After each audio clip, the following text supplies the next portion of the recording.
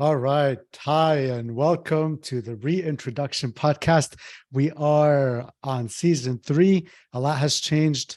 If you didn't know, and you're looking at Chris Stephanos right now with a beard, then you go back and you need to watch the first episode again because he's now Father Elijah. I always had a beard. I always had a That's beard. true. Or not in black. So I'm your host, Mina Suwiris. That has not changed. With my co-host, Father Elijah Stephanos. And today we have our dear friend, father and brother, Father Antony Paul. We are both of us are pretty much starstruck, Father Elijah and myself, because we've kind of known Father Antony Paul for a while. We've communicated over text and virtual stuff, but never met in person. So it is an honor for us to be here today with him. So excited to have this conversation because it is a great topic that I think I cannot speak about. So I'm very happy to be here with these two stellar men of God, so we can talk about these very difficult topics and take it from there. Father Elijah, how are you feeling? I'm feeling great. I'm actually like a little bit nervous.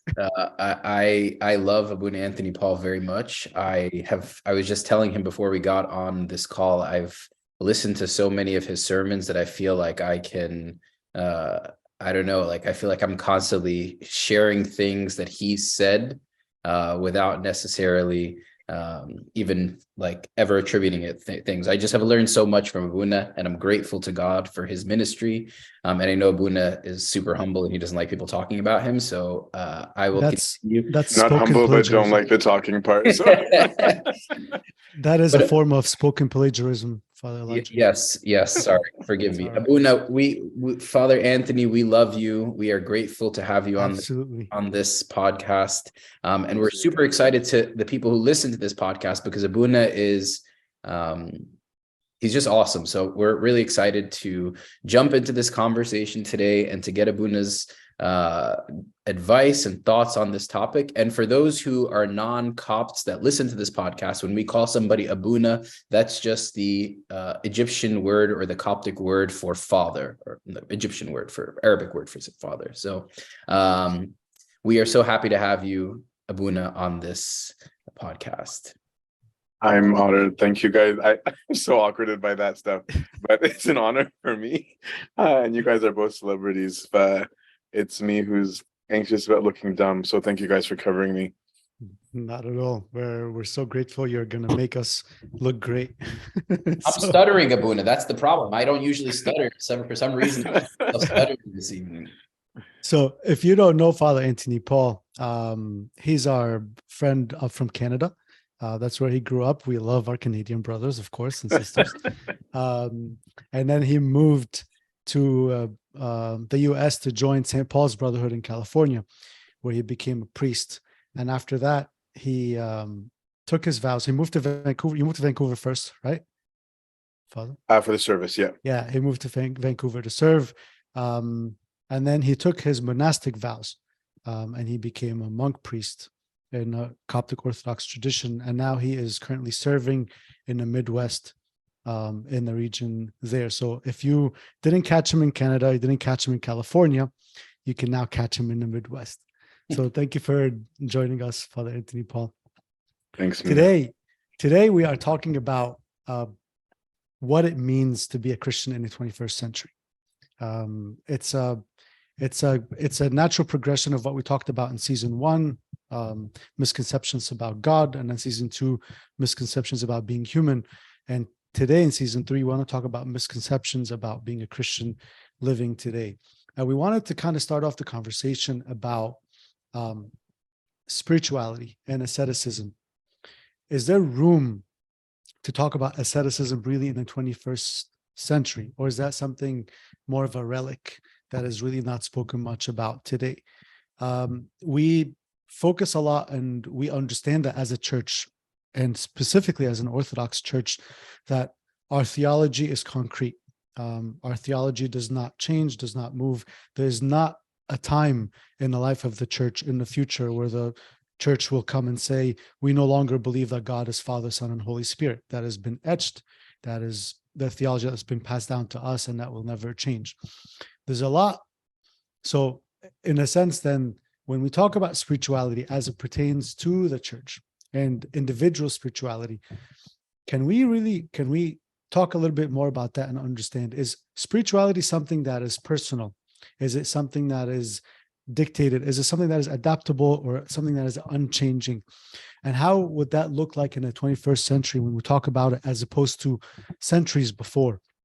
So we wanted to kind of get started on a conversation kind of like that. So Father Antony Paul, walk us through that evolution, or that idea of like unchanging theology, and the spirituality of the church as it relates to it, and the individual spirituality as it relates to the spirituality of the church. 1, 2, 3, go. I don't know if I'll do an adequate job. So theology, like you were saying, like theology to us is, I mean, take away the caption of theology, but the study of God, is that the church has what we call dogma and doctrine, is one way of labeling it. Other people label it as big T and small T tradition.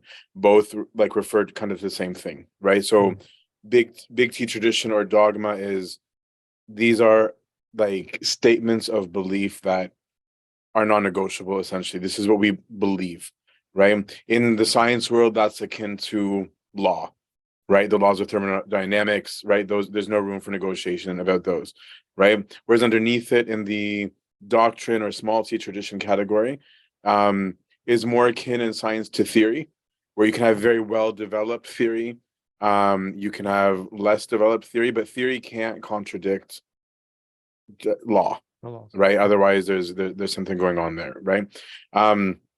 Whereas spirituality, and I think from some of our pre-conversation talk, I think we're going to end up hitting a wall somewhere. For us, is also objective. It has a subjective practice, but it has an objective reality, in the sense of, to be human. I didn't watch season 2. It includes that human is body, soul, and spirit. The spirit being a real thing. So spirituality is referring to a real aspect of me, called spirit, right? That's made in the image and likeness of God, that conforms to that reality because of this objective belief about who God is, right? So the church practices a spirituality, and individuals practice a spirituality, and can be in different ways. But it's that the practice of spirituality would be, how do I become more and more in the image and likeness of God, which is what it actually means to be a Christian. So like your third season is on point. So it's recovering my identity as who I was meant to be. And part of my identity is spirit, right? And so I think what a lot of people are trying to get at is, how do I as a whole person with my body also participate in spirit? And then asceticism and these other words, these are different words that are capturing practices that are meant to conform to all that reality that just got said. If I didn't get too philosophical. I love philosophy. This was great. I love what you said, Abuna, that the whole goal of Christianity is to restore what we once were, like our distorted image of God that we are trying to sort of recapture or re-achieve. And I think, what do you think I guess if we can jump into this for a second, what do you think are the hindrances to that? Like if the whole goal of the Christian journey is becoming what we already are, so to speak, which is the image of God, then what distorts that? And then maybe we can jump into what it actually looks like within the context of what you were saying earlier. Right. I mean, simply it's sin. We just don't like that word anymore because it's not in vogue. But like sin, with whatever way you want to look at it, of missing the mark, the disease analogy, like there's a lot of analogies for it, but it's saying there's such thing as health, and falling short of health is unhealthy. So it's being like in the constant pursuit of health. And so the hindrances are my lack of desire for health, my addictions, my environment, pollutants, right? Because it's not always just me. Like I'm not always the only reason for my unhealth. Like my community, my environment could be as well. Sometimes it's I don't want the discipline that goes with health. I want the health, but not the work. Asceticism in that framework is the work. Like that's literally all it is. Like it's a fancy word, but technically speaking, that's all it is trying to do the work involved with bringing my body into subjection to restore that health or my spirit. So I think the hindrances is anything that's stopping me, whether my own will or not, from achieving health. So that's you said something a little bit earlier too when you were talking about asceticism or as a form of expressive spirituality or means to be able to attain spirituality, and we talked about the subjecting the body.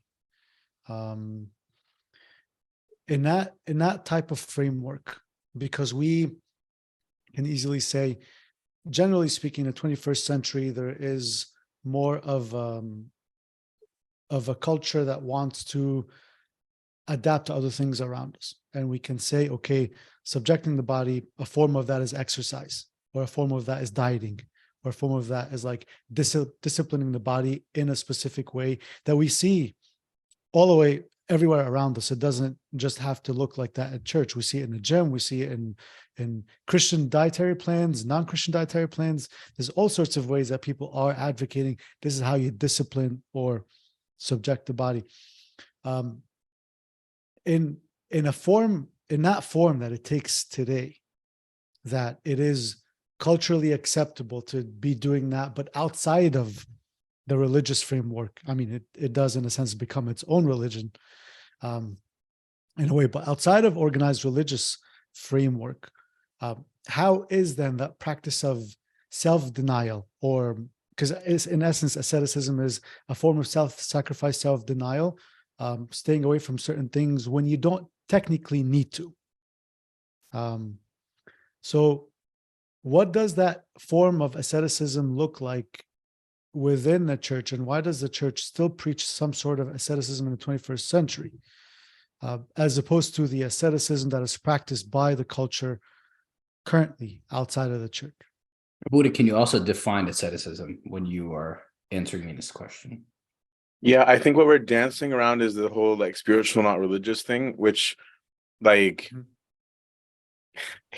it's just dumb. And I'm sorry, I'm trying to find a nice politically correct way to say it, but I can't find one. Like you already alluded to it, Nina, when you're like, it becomes a religion of our own. I mean, exactly, you just formed a new religion, right? Where I'm just like, outside of the context of religion, and I don't even just mean Christian religion right now, I'll get into Christian, but outside of the context of religion in general, asceticism is stupid because it's random, right? It means spirituality means something only when you identify an object, for lack of a better word, a thing, a noun called a spirit, right? So you're dealing with a noun, and then that noun has adjectives, right? So now we're dealing with the adjectives of a spirit. So any ascetic practice, any subjugation of the body, okay, for as a general all capturing of asceticism, okay, has a spiritual aim that is objective, right? To me, it's equivalent of like, if you don't know that there are real muscles, what does it mean to have a workout? Right? So a person who is doing ascetical practices outside of religious may have some benefit. I'm not even claiming that they won't have one. They don't know why. Right? Because it's like, imagine if somebody doesn't understand health, and so that there's such thing as nutritious eating. Okay. So somebody could stumble across, when I ate a lot of this, I felt badly or well, right? Another person might notice, yeah, when I started eating less than I normally did, I started losing this fat on my belly. So they could stumble into objective truth. So I'm not saying they'll never have a benefit, but they don't know that it's truth. They don't know why it's truth. They just have an experience of it. right? And so it still falls under the category of health, quote unquote, religion. They're just not using the terminology, but it becomes random and you could do damage, right? Imagine if somebody just walks into the gym and just says, hey, that's a great dumbbell, let me throw it, right? That's not the point of a dumbbell, right? So it's like when it's brought under religion, it's saying religion is the realm where we're talking about this immaterial thing, right? And we're saying it has real properties. So now there might be differences in religious opinions about that spirit, right? The Hindus might have a different version than a Christian does, and a Jew or a Taoist, okay? But it's still falling under this quote unquote objective study called religion, right? So outside of it, that's like asceticism, and feel like I'm working out. I'm like, to what end? Right? Because in Christian language, I'm working out a real muscle, and to the end of either repairing, fixing, or fine-tuning a muscle, right? So my asceticism has a particular objective, right? So it's not just because not eating is cool, right? Because in some people, if they are arrogantly not eating, the asceticism might be to tell them to eat, to break their fast, right? So like it's not actually about what activity. The activity is working towards something. It's learning how to use everything for exercise, right? I was saying I could go to the gym, I could use my table and use my table to do resistance, right? It's not about the object, it's not about the location, it's about that there's a real thing called a spirit, and how do I work it out? So I think if people don't understand that, where they do mindfulness, I'm like, so what? You're mindful about what? To what end? What does it do? Right? Is your goal to just calm down? So you might have stumbled upon that quietness could calm you, right? Great. But do you know how to use quietness? What is the point of quietness? Because if I were an atheist, I'd say, who cares about being calm? Right? Like maybe I feel like it today, but I don't feel like it tomorrow. Right? But like what's the objective of it? So I think is that Christian asceticism, Christian spirituality, or any kind of religious spirituality, I would guess, like I don't know all religions, is toward an aim, what's viewed as an objective aim, because of a belief that God is objectively real, right? The subjective aspect becomes, what is a personalized workout regimen, right? So the difference between, to bring it back to the church thing that you were talking about earlier, and I'm sorry that I'm rambling, but is there's public health and there's individual health, right? So there's an aspect of how all people function to be healthy together, right? We fast together, different seasons, maybe too many, but we fast together. We do certain things together. We care about health together. We care about how healthy I am affects the whole body. If I'm infected, that affects the whole body, right? And so then my own personal health can be bringing myself into a state of health, or it could be getting even more better at health. But it's still part of my plugged into my communion with God and my communion with other, that fits within, again, an objective framework. So in essence, then what you're saying is that there is need for both, because the public health, the general public health, which is the church spirituality, informs to a large degree individual health or individual spirituality. And that gives it a purpose, and it gives it an aim besides the actual objective exercise that is being done in order to attain a bigger goal. Think of anything that has ever bothered you about church, and it will be somebody's sin, right? And your sin in terms of also how you view your neighbor, right? But all of our health is affecting one another all the time, right? If any one of us is unhealthy, the whole body is affected. Yeah.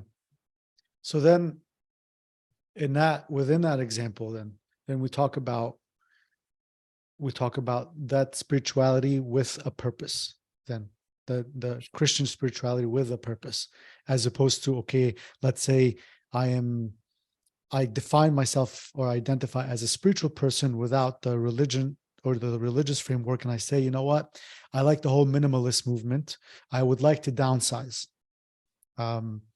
I might be able to identify certain things with it. I might say, I'm going to downsize because, and I will list a couple of reasons for myself why I'm downsizing outside of religion. I might say, I don't need this much space. Maybe I can use whatever I saved when I downsized to help my neighbor, or I could help the environment because I'm not using more lights. And like, you can kind of rationalize also, as a non-religious person who is adapting forms of asceticism in this situation, minimalism. You can define for yourself certain goals or certain purpose for the practice that you're doing. From a Christian lens, then, what is that like? What is that purpose of asceticism beyond the exercise, beyond the fasting, and beyond image and likeness? Always. That's like that's always the goal, right? Like of any asceticism. That's why even with the example you just gave, I'm like, no, the minimalist isn't being ascetical. He is being preferential and being conscientious of random things that he presently values. That's all he's doing. Right, Abuna? I was just gonna say, Abuna, I think that there are a lot of people that do a lot of things altruistically, right? Their goal is, I want to be a minimalist to protect the environment because I want to preserve the environment, because I want to have a place for my grandchildren and my great-grandchildren that they can live. I do mindfulness so I can be calmer, so therefore I can be a kinder person to my coworkers and my family. Oftentimes people have a sort of positive intent behind doing things that may be deemed, I don't think anyone uses the terminology ascetic. Like, I don't think most people don't even know what that means. But they're doing these things. Like, for example, I know people that go to meditation classes and they talk about how these meditation classes are so powerful because people are so vulnerable and so real in them. And, you really feel in community. People go to group fitness classes and they feel like that's the modern day church for them, like Soul Cycle, they put candles and they talk about spirituality. There are so many different things that people are doing nowadays. And I think their goal is to be better, right? A better version of themselves, right? We hear that often. So I don't know. I guess my thing for the people that are listening is, where is the connection and then where is the divine? And I think, Abuna, you answered that a little bit, but can we be clearer in what is similar and what is absolutely not alike in any shape, way, or form? Because you said image and likeness is the goal for the Christian. That is it. That's something. It's not about what's different and similar. Because like, if we get into the different and similar and say, here's why the Christian brand is different, I'm like, I think we're wasting like our breath, because we're not doing something because of its uniqueness, right? Like, that's not our objective. Our objective is, I was created in the image and likeness of God. Every human being is, right? And so everything that I do is about me trying to reattain that. That's the goal. That's the actual goal. Outside of Christianity, that isn't the goal. That's something, they might be doing something great. I'm not hating on the stuff that they're doing, right? Or saying that it's selfish, or that when they do it, it's somehow evil. I'm just saying, when they do it, it's random, right? And it's also preferential. It's just about, what do I feel like, right? Today, I value the environment. For a Christian, I must value the environment, right? That's not I feel like honoring it, right? And if I don't, to a Christian, I'm objectively in the wrong, because the earth was made for man, theologically, to link all that we're talking about, right? So when I fall short of treating the earth properly, I fall short of my human calling, right? So now I'm objectively wrong. So I might have an ascetic practice to bring me back into caring for the earth again, right? So I could even have, as an ascetic practice in the 21st century, a rule of don't use paper plates randomly, right? Or whatever, like it might be. That could be an ascetical practice, right? The difference is that, because there's an actual belief that this is true reality, not I just care about the environment today, right? So, for example, anger is objectively wrong spiritually. It's not a preferential. Why? Because God is not himself that. So I'm in the image and likeness of God. So when I am being angry, or if I'm being selfish, or if I'm being impure, I'm objectively not being my actual identity.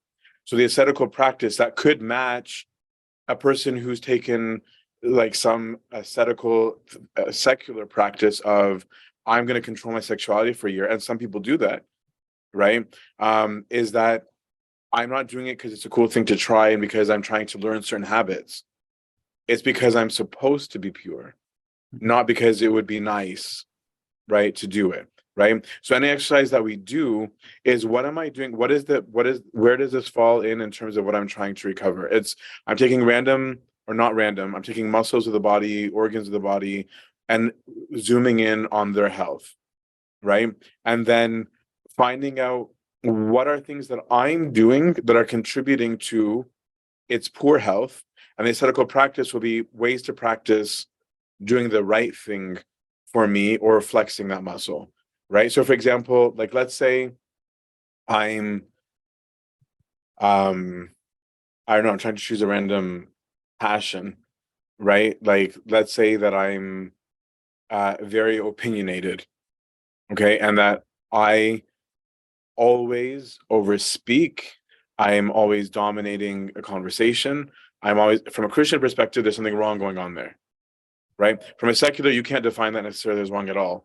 It would just be about advantage people's reactions, like some form of utilitarianism or different philosophies of what's good, right? For us, there's an objective good, right? So saying what I'm doing is now, quote unquote, bad, wrong, whatever terminology you want to use, right? So I might say, well, how about I learn how to fast from speech?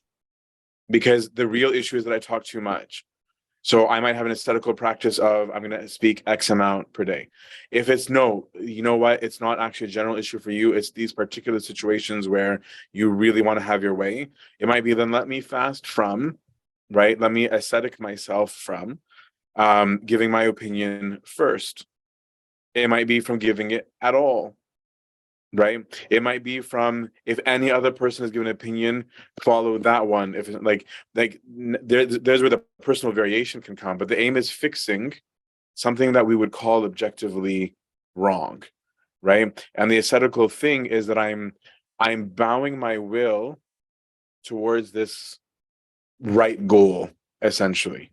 And that will sometimes is I don't want to do, sometimes I do, because it doesn't matter whether I wanted to or not. It's the aim that I'm concerned about, right? Like that's like the main thing. It's like, is my issue that I eat too much, that I need to calorie restrict, right? Is my issue that I'm just not strong enough, then maybe I need to do like free weights, right? But it becomes an exercise that matches an objective goal. Yeah, and that's amazing in the way that you've expressed it, because a lot of times when we think, I mean, you've summarized the holistic approach to Christian spirituality that is geared towards the images and likeness of God.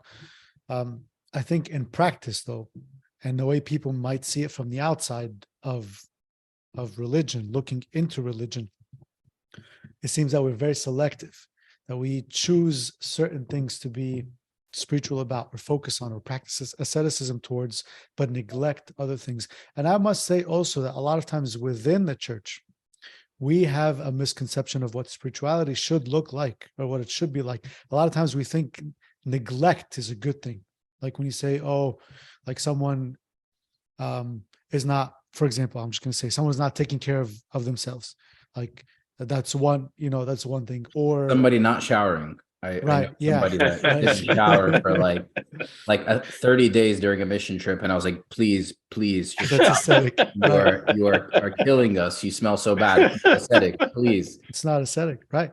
But in essence, like, oh, you're like, you over spiritualize it. So, this person doesn't care about the body, it doesn't care about like whatever. But the things that we do care about, or that we've been assigned, and we are duty bound towards, like the planet and the environment and things like you mentioned, we are usually accused of neglecting as Christians from people looking into it. And to be honest, I mean, how often do you hear preachers talk about things outside of, things that pertain to these things, about the environment and the Christian practice of caring for the environment and things like that? So I think we are, in a sense, also the onus is on us too, to to almost redefine the holistic spirituality you speak of. That spirituality is not just a form of prayer and a form of reading scripture and a form of like abstaining from sexual sins, and like there is an entire realm of what spirituality is in the mind of God and the heart of God, that this is only a fraction of that we're focusing on, that we do need to expand our mind and our hearts to accept and to pledge to more areas of holistic spirituality, in a sense.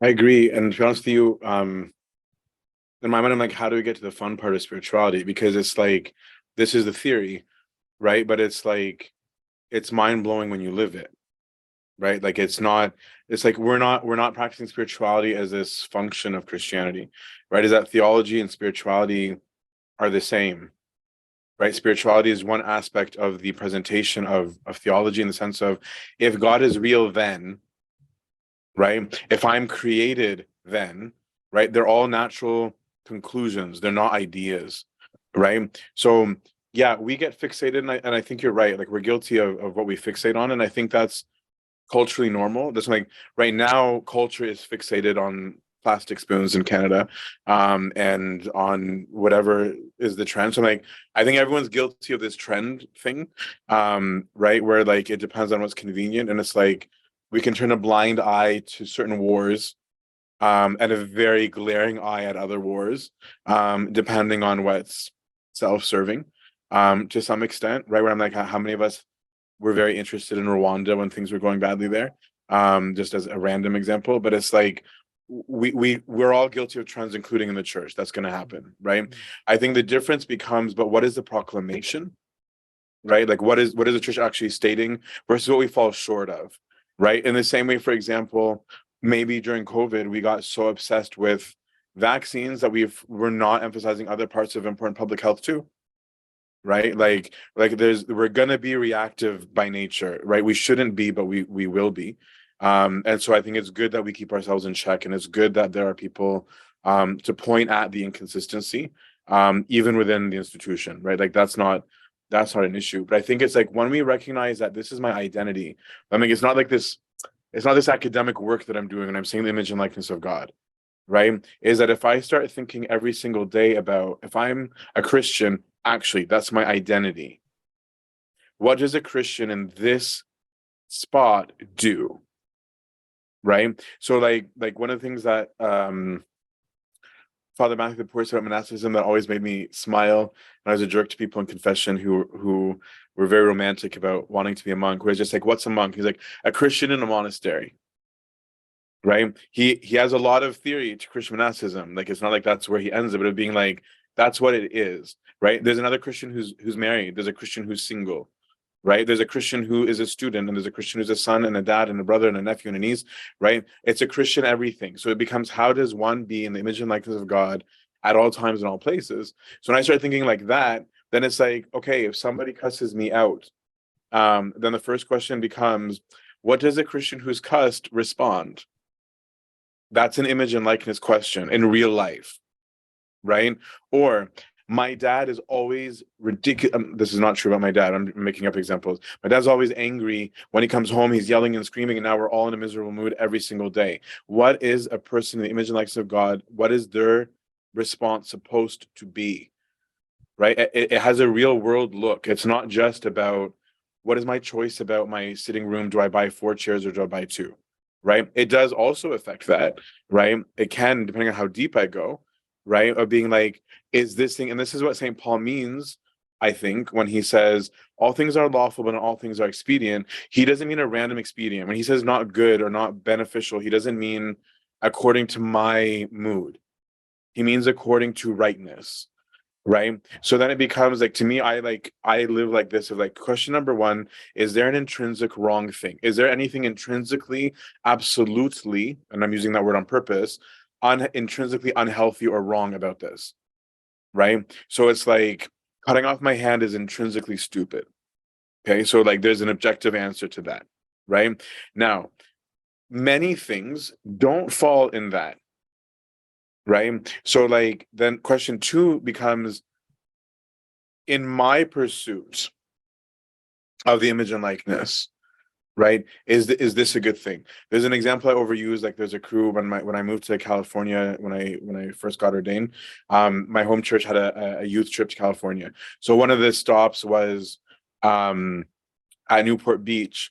And I don't have a problem with the beach. I'm allowed to be at the beach. In general, I'm okay with being the beach, right? But happened to be the surfing open that day, and we didn't know. So it was pretty much live porn. Okay, there's thousands of people, and no one's pretty much clothed. Not a good place for a monk, right? Or a celibate or whatever I was at the time, right? So is it intrinsically wrong to be at the beach? No. Right? That's, I mean, it's like answer question number one. I'm not doing something wrong to do it. But in my pursuit of image and likeness, is this going to help me in my battle with purity? For me personally, no. So now it's a bad idea for me. So the ascetical work there for me was, I wanted to be with my friends, right? Like that's what I wanted, right? But for the sake of a healthy spirituality, right, is to say, let me flex my will. Asceticism is an expression of the will, to say, let me choose what is better as opposed to what I prefer, maybe emotionally. Right. So what I'm trying to get at is, these decisions are happening in real time. Right. But then what is the effect of living spiritually correct? Is spiritual health. The reward of health is healthiness. Right. But then there's other aspect that I don't want to digress too much. I know I'm talking so much. I want to hear you guys more. Please. Right. Is like, when the spirit is now in synergy with me, there's this whole other world that's opened up. Right. And this is what we lump in with the saints, right, as though these special experiences for them. I mean, Saint Abuna Shoikem on his feast day, like, he's somebody who really cooperated with the spirit because he was healthy. It wasn't because he was an Abuna, right? It was because he was healthy, right? Is that now the spirit is interacting with him, that it can be like, go ask about these kids right now, right? Now there's a whole other level now of communication between my human spirit and the Holy Spirit, because I'm in health. Right? When Christ says, my sheep hear me, they know my voice. You only know his voice when you follow it, which is image and likeness, which is the gospel, right? Because then now I can actually recognize God. Like, it opens a whole level of worlds. I'm like, getting stuck in only the academia makes you completely forget what it looks like when it's alive, is that it's mind-blowing. It's real. It's like, who wouldn't want this, right? And so when I look at the secular version, I'm like, they get excited about some of those things, like the minimalism, and I'm happy, right? Like, I'm not even shooting it down. I'm like, how much more awesome is it when, like, you get all those effects you're talking about and God's talking to you too, right? Like, it's just like, why not aim it? Why not aim it right, and get so much more out of it? Sorry for that rant. No, Abuna, I love that. I think everything that you said was spot on, because I think so many people will sort of see, when they hear the word asceticism, we've heard since we were young children that our church is an ascetic church, right? And we would say that because it's shaped by monasticism. And yes, it's very true that our church has been heavily influenced by monasticism, but asceticism has nothing to do with monasticism. I think I heard you say that multiple times before, in that my asceticism is, like you said earlier, is healing a passion that I have. So like you said earlier, if I talk too much, maybe it's better for me to restrain my tongue a little bit, in order to practice asceticism. If I give my opinion, like you said earlier. And I think for those who are listening, I think what Father Anthony's trying to encourage all of us to do is to figure out what are the things that is distorting the image of God within us. And that's where our ascetic practice needs to lie. So everyone needs to sit within themselves and process what that means, right? Like, that's the whole point. We're not talking about modern Christianity. We're actually talking about how ancient Christianity shapes modern Christianity. And I think for all of us, we think that the ancient paths often are outdated and don't necessarily have a relevance. So what we're trying to do is actually come up with these new innovative ideas, but actually almost all of them are heavily influenced by the ancient paths, right? So intermittent fasting, they've come up and said is great for your health. Well, yeah, we've been intermittent fasting since day one, bro. Like, that's our MO. Mindfulness and meditation. Welcome to prayer of the heart and the Jesus prayer. Like, we've been doing that since day one. Veganism, the hipsters in Brooklyn didn't invent it. You know, we fast vegan for 200 and something days a year because we believe it helps heal our passions and also restores us back to our pre-fallen state. It helps restore us back to our pre-fallen state. So I just think if y'all have been listening to Abuna talk today, please ask yourself in this moment, and I was asking myself while he was speaking, is where are the areas in my life that I am totally off the mark? And where are there places, especially as we're in Lent right now, where are there places where I can start to practice a little bit more asceticism, not just change my diet, not just attend more spiritual activities, but really look within and ask God to illuminate the areas in my life that I need to work on. And I have plenty myself. So I pray that we would take what Abuna is saying to heart and not just cool language or inspiring talk. Mina, what do you think? Yeah, I wanted to just say a quick comment on, or I guess it's a follow-up question to what Father Antony Paul was saying, because in the middle of that expression, you said spirituality is fun. When are we going to talk about the fun part of spirituality? And I think it is a common belief that spirituality is not fun. I think a lot of people like associate spirituality with like long prayer and long periods of fasting, or abstaining from all pleasures. Like people in their minds, a lot of times they associate that as deep spirituality, and that's like daunting, that's scary. I don't know if I want to go there. I don't see I don't know how people can talk about it and say, oh, that's fun. Mm-hmm. Where is the fun in spirituality? I think it's a combo. It's when you get it and also when you start seeing the results, right? Like the example I overuse is a person who is like eating a big bag of Doritos, watching Netflix, feels like they're having fun, like for sure, right? So like if somebody says, yo, like, let's go for a run, he's not like, definitely so down, I would love to, right? Even if you try and sell him health, he might like the idea but not be willing to do the work because it's viewed as a drag, right? I'm gonna have to eat properly, I'm gonna spend more, I have to get out, I'm gonna go to the gym, like those don't sound like fun. So I agree, it doesn't sound like fun, right?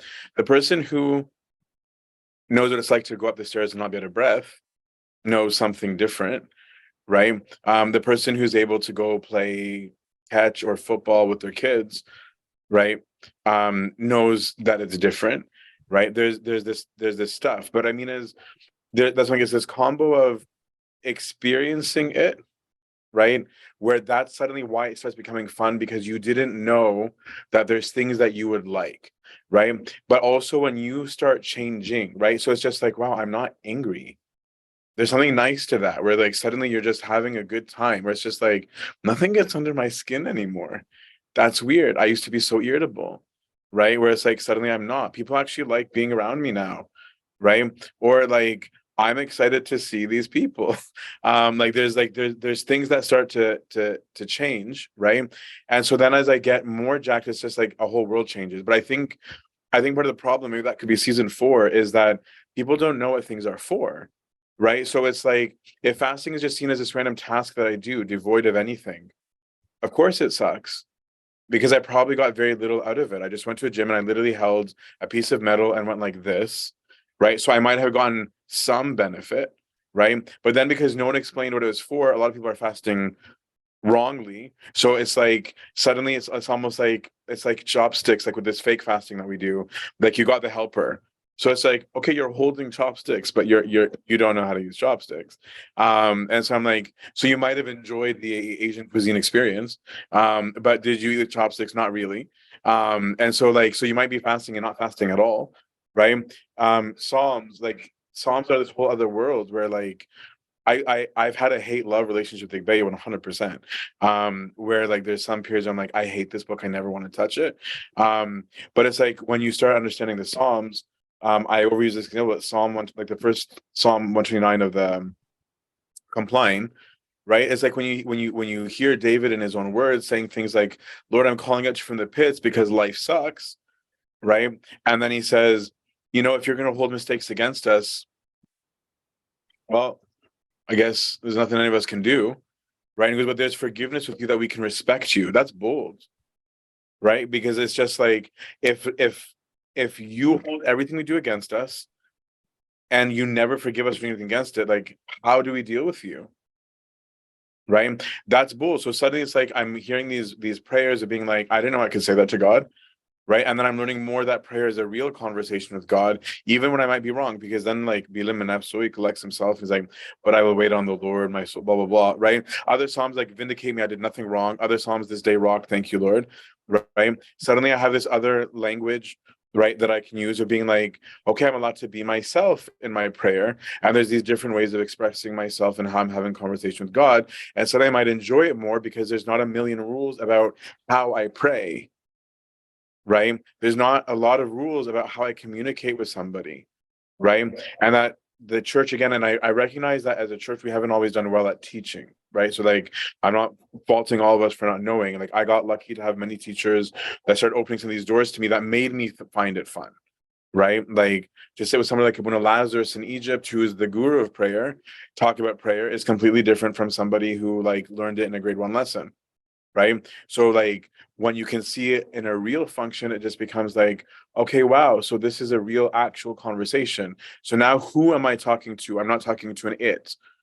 Right. And so then I might now take some of the lessons of the church differently, because when we were young, it was like there has to be praise, thanksgiving, petition for others. And there's a structure that they gave. And I'm like, okay, that's actually very smart. Like, it's just not for the same why that I thought. Because it's like if every time I meet with somebody, I only talk about me and my problems, I'm pretty selfish. Right. So suddenly I'm relearning from the same lesson of being like, oh, I'm just telling God he rocks because he does. Right. Where it's like it's nice to give somebody a compliment that's not selfish. Thanks has a little bit of selfishness in that I'm still saying something nice because I got something. Right. It's still very nice to say thank you. Right. But praise is like being like, wow, Mina, you're really deep. Period. Right. There doesn't need to be like, and do you think you could help me with, right? Like, it's just point blank, there's something good about you. Right. So, I mean, it's like when you start rediscovering concepts, like I was trying to say, is like, I get excited even rediscovering it. Right. Is like being like, oh, okay, cool. So we're allowed to just be like human. Right. Actually, I was made as one. And part of my humanness is that I'm in the image and likeness of God. Then suddenly things become enjoyable because now things work the way that they were meant to work, because it's a return to how we're meant to be. Right. And then when you see the system working properly, you're like, man, it's a good system. It's just we didn't know because it's so broken, because we're all broken, which brings back my repentance, the community. It's a loop. Right. It's like we're going to keep coming back to the same concepts. But Christianity is so simple, not easy, but very simple. So you're in essence saying it's not like we're not like beating down the body. We're not leaving the body behind. We're in essence lifting it up, transcending that body to the level of the spirit in order to be able to be exposed to that element of like the divine element of being like God, to get the experience that, because the body itself is a gift. A lot of times people, when they think of spirituality, they think, oh, that means you just need to beat down your body and just like separate yourself from the body. You want nothing to do with it. But in essence, then it is almost like, no, the body is also good and it's beautiful. God created it and God blessed it and he was incarnate in it. Like, the point is to take that and actually lift it up, and in that spiritual realm, in order for it to become blessed by the divine element in a pursuit of spirituality. Maybe I might say more simply, because I don't know if I follow that. It was deep. I'm still digesting it. Is I'm using the body as it was meant to be, right? Like theologically, the body is intrinsically good. That's a belief. That's a dogma level belief, right?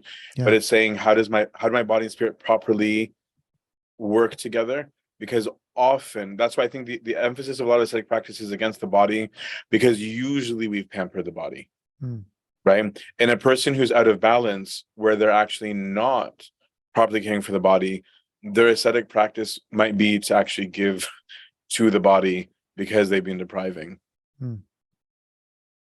Yeah, so that's beautiful, because then what you're saying is we don't, when we see ascetic practices that are geared towards disciplining the body more, it's not because we are despising the body. It's because in specific circumstances, or because generally speaking, we tend to pamper in the 21st century. At least we want to pamper the body and give it so much and give it so much. It only makes sense to be able to achieve that balance is to take from it also so much to bring it to a moderate point. Mina, and I think that's why you hear the expression more and more, do what serves you, right? Like that's the standard popular statement these days. Like if your job isn't serving you, leave it. If your relationship isn't serving you, leave it. If your whatever, fill in the blank. And I think it's because, like, if you really were to break down what Father Anthony's saying here, and to contextualize it to every single one of us on this call and those who are listening, it's that actually, no, there is a part of life that you shouldn't do what serves you. Actually, oftentimes what serves you is actually what's counter what will make you in the image and likeness of God. So what serves me in this moment right now is I would love to finish this podcast and go eat a really, really good juicy cheeseburger, right? I would love that. That would be awesome. But actually, that me not eating that juicy cheeseburger it's not serving me in terms of making me feel good, but it's helping me learn to discipline what I want, so that in other areas of life, when I want something, I know how to say no. Like the example that Father Anthony shared about when he was going to the beach. There's nothing wrong with the beach, but that's not helping whatever struggle he was feeling in that moment. And I think for me, there's been plenty of experiences like that where I didn't say no, I said yes, and it produced a very bad outcome in me. And I think that's where all of us need to be real, in that, no, society is actually telling us more and more to do what serves us, which actually isn't serving us and making us a worse version of ourselves, although it's telling us that you're living your best life. But I think when you look at society now, we're more depressed, we're more anxious, we're more unhappy, we're more angry towards each other. So I don't really know if the serving ourselves is actually benefiting society in any shape, way, or form, or benefiting ourselves. So the question is, who is it actually serving, right? Think of marriage, think of family, right? Like marriage is a complete antithesis of serving yourself. So if you don't have practice, that's like use every stage of your life right. If you don't have practice learning how to deny yourself, why do you think you'll be able to in marriage? Right? People aren't. That's why they're divorcing. Yep. Right? Because just like suddenly it's this collision of wills, and you've never practiced saying no to yourself, right? Or with this self-pampering, like to your point, Abu Elijah, like this do you, whatever suits you, right? Where I'm like, now, I mean, this is an adult, I'm assuming, listenership, right? But it's like, I go to this example because of how often it happens. Let's say it's like spouses are fighting, and they are, as a result of the fights, not having intimacy, and there's putting each other down, all of which is not in the image and likeness of God, all of which needs their ascetical practices to fix. It's like, it's not uncommon that when a person falls into adultery, it's the perfect storm, perfect setup, something happened at home, and then suddenly the coworker or there's someone in the right place says the right thing at the right time, and you don't know how to say no because you never practice saying no. And it's saying, I just wish someone would value me as me. And then here's this person who's like, I'll value you as you, right? Where I'm like, that's like, it has a real effect on everything, right? Is that you don't learn virtue in a vacuum. You learn it from opposition. But society will say, Abuna, do what makes you happy. Yeah. So I think for the 21st century Christian, we have to really challenge these ideas. I mean, in so many shapes and forms, right? It presents in a positive way, but actually, ultimately, it doesn't end up doing anything beneficial for the person, right? And that's why I think, to go to your marriage example, right? We're seeing so many struggling relationships, as you said, because of that. I want to do what makes me happy because I thought marriage was just going to serve me, right? But no, if you're listening to this podcast and you listen to the episode about marriage, marriage is not here to serve you. It's a form of martyrdom. It's a form of you giving yourself to another person and learning to sacrifice every single day for that person. So if y'all are trying to get married for the sake of serving yourself, you're in for a rude awakening. It's going to be the greatest mirror for your brokenness, as it was for me. I learned so much about myself in getting married and how broken of a human I am. And thanks be to God for my amazing wife who helped me in my journey of discovering who God is, and a clearer version of who I am. So I think, Abuna, you're spot on there. Mina. Yeah, Father Antony Paul. So, I mean, because you're obviously not telling us practice asceticism because you're a monk. This has nothing to do with monasticism, like we spoke about. But let me put forth a scenario that there is a huge likelihood that we encounter, that many of us have been in that position in our lives. I'm someone who has been, to a certain degree, either turned off by spirituality or the idea of spirituality, or just have become apathetic, indifferent about it. It just, that I hear that word, it means nothing to me. I've made some solid headway in terms of soul searching and trying to be self-sacrificial. I understand that I need to discipline my body. I do exercise and I practice other forms of, reaching out to people, asking about them. I practice a lot of good. I've also, I'm reading about this whole idea of minimalism, and I want to protect the environment. I'm taking a lot of good strides towards becoming a better person. But today you are telling me that these are good steps, but they can even be better. Because in a sense, like, acquiring good EQ and good IQ and all that stuff is great. But in a sense, we're saying that there is even an SQ, a spiritual quotient, that is technically unlocked by taking all these ascetic practices in the literal sense. By sacrificing things, you are practicing certain elements of asceticism outside of religion. But what we're saying is, today, if you were to apply these ascetic practices towards a higher goal that is transcendent beyond you, that is more divine, to attain that SQ, then you've really unlocked something special. I want to take your word for it, and I want to say, okay, that sounds good. I don't know if I need that yet, because I don't find a deficiency in my life. How do I go about figuring that out? How do I go about, I say, okay, I want to give that a try. I've got nothing to lose. Where do I start? I'm not sure I'm actually even saying that, to be honest with you. I think all I'm saying is Christianity is an identity. So like, I'm not even saying it as a thing to aspire to. I say it's part of your right being. So if it's a part of my right being that I want to ignore, I'm allowed to. Like, no one can stop me. So I'm actually not saying it as a bonus. I'm saying it as, no, this is actual who you are. And so almost to the last time that when Elijah said, instead of saying whatever makes you happy, I'd say whatever makes you healthy. You have choice about being healthy or not. When you discover health, you'll be happy, but I get that people aren't always there. What I would say, and I know it's like people don't always like when I say this, like, you need a personal trainer. Start the personal trainer. Because to find out what is causing your lack of motivation, right? Because let's say you were to be like, oh man, rah, rah, rah, great talk, I'm going to get ascetic.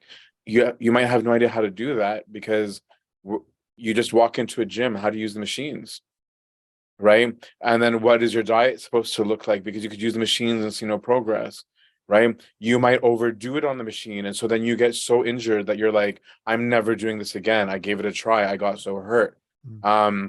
Or you had an expectation that if you did 20 crunches a day for 2 weeks, so you'd have a 6-pack, and then you didn't, so you're discouraged. Like, there's all of that could happen. So you could take this talk, go running, and be like, man, this did nothing.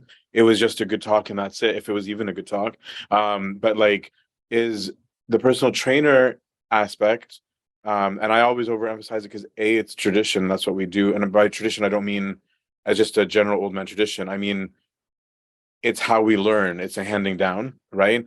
Is that it can be now personalized to me, my own personal training, right? Of being like, where am I at and what are the things I can work at? For example, somebody's in the state who's coming to me for confession, I might be like, it's okay that you're starting selfish, right? Like, let's say part of your motivation for asceticism right now is because of a particular thing you want. That's okay. Some people are going to start going to the gym because they just want to look better. It might not start off because they want health. Another person might start because they're petrified of dying of a heart attack. Okay, no problem, right? Something it's not like if you don't come in loving health for the sake of health that you're somehow a worse person. No problem. All of us are going to oscillate between all three of those phases, right? Where sometimes it's fear, sometimes it's because of a benefit, and sometimes because we just love God. No problem. But the how, right? The how needs teaching, right? That's why I'm like, even these people who are doing the self-help, what are they reading? Books. Who are they listening to? So-called gurus. You're traditioning. You're going and trying to get coaching about a particular thing in a particular way for a particular practice. So I'm saying is go to the Christian guru and get some discipleship and say, how do I do that? Go to people in your community that you see excelling at a particular virtue, right? And be like, what are they doing? Right? There's especially the teachers and giddos, we really don't use them. Mina was saying earlier, how can we never talk about laity? I'm like, he's right. We have some incredible laity in our churches that are living virtuously. But I would say start off by acquiring knowledge, because if you don't know the theory, you don't know how to practice, right? You could go pick up a random book on whatever topic, and that might be helpful. It might get you going, but that book was written in a particular context with particular people, in a particular way. Like if you try and do the Paradise of the Fathers, these are so situational. You might have a problem, right? And you'll see explicit contradictions because of who is doing with what. That's what I'm just like, is the person who eats too much versus the person who eats too little are going to have completely different practices given. So if you put the two instructions side by side, it's like this monk said eat, this monk said don't eat. And it's like, yes, who was he talking to? Right? Because he's bringing it back to health. So I would say step one, get a teacher, get a personal trainer. Yeah, and I think that is sound advice, because it's kind of what we do, generally speaking, in everything else too in life. This is a common practice, the apprenticeship, discipleship, and learning, coaching. So and no one really is uncoachable. No one is beyond coachable. No one has transcended coachability. Everyone is really at a time and a place anywhere to accept advice and to accept direction and to accept change. And it does go back then to that entire identity that you started out with, and saying there is a Christian being that we are supposed to be able to attain or to revert back to, or the way it was intended. Some of these practices might make us feel like we are on the right direction, but if they are purposeless, then they are not in the right direction. And it needs to be, and we need to rediscover that through real asceticism that is directed. And I think that is something that is, it's fascinating, because like as much as we are trying to get away from ancient practices, as much as we find ourselves embracing them in a different form as a society, really, but losing the point of it. So that's a great reminder to be able to do that. And I think you've also touched up on something really important, is excessiveness, or being in excess. Even asceticism or virtue in excess is not good. It can end up doing a lot of damage, and that's why it's important to be able to get some sort of direction. So I appreciate that mindset a lot and that point of view, because just living day to day, we tend to be more informed by what we see around us. Okay, yeah, social justice is great, doing good is great. Being kind to people is great. All that is great on a practice in and of itself. And I think because these are inadvertently, these are things that we are trying to aspire to as humans, just because innately we are longing to be back with God in a sense. And when we miss that, we can easily say, oh, society in general is becoming more moralistic. Society in general is becoming better. Society in general is pursuing good things. So why do I still need religion? Why do I still need to identify with all these things that you're saying? But in essence, these things are aspiring to something godly, but they just miss it because it's missing the most important element, which is the purpose of it, that we're defining here within the Christian mind frame, is becoming like God from the academic sense, but you've spent a good amount of time talking about the practical sense of what that could look like. So I appreciate that dissection a lot. Thank you, Father Antony. Thanks, Mina. Closing thoughts, my father. I have closed. Be yourself, don't sin. Yeah, once you know that yourself is the image and likeness of God, the pursuit of health is just try not to be unhealthy, and everything follows. Father Elijah. Oh man, so much to say, but don't want to say it. I'm practicing my asceticism. Thank you, Abuna. Thank you, Abuna, for your time. Thank you for blessing this podcast. For all of you who are listening today, Father Antony, you can access his sermons on a variety of different platforms. He also has a blog called Truth and Freedom. Is it truthandfreedom.com, Abuna? .co. You can check out his stuff, and his ministry is up on Upper Room Media. It's on Anaphora, I think it's called. What is it called? Anaphora, and a variety of other platforms. And also, if you would like to check out past episodes, feel free to go on our YouTube page, on Spotify, on whatever podcast platform you like to listen to. Also, if you would subscribe to our pages, share it with a friend. It really allows us to share these messages with as many people as we possibly can, because it's not our message to share, it's the message of the gospel. And we're praying that this season would really be able to encourage you all in understanding what it means to be a Christian, because we have a lot of misconceptions about what that means. And I'm glad that Father Antony Paul was with us this evening to help us discover what actually we already are. So thank you all for being with us this evening, and thank you, Abuna, for being with us, and thank you, Mina. Thanks, guys. Thank you, Mina, for being you. Of course, my pleasure. Love you both very much. And also, if you're listening to this, do send us some messages. We would love to hear some feedback from you, in case, in a sense of, if there's something specific you want us to discuss, or something else you thought that you wanted us to talk about, or something that you did not like. Please reach out. We'd love to hear from you, and we'd love to learn from you. So thank you for being in touch. Thank you for being a great support. Father Antony Paul, thank you for always being a great man of God, and a great friend and father to both myself and Father Elijah. We love you, and thank you for being with us today. Thank you all for tuning in and listening, and we'll see you next time. Take care.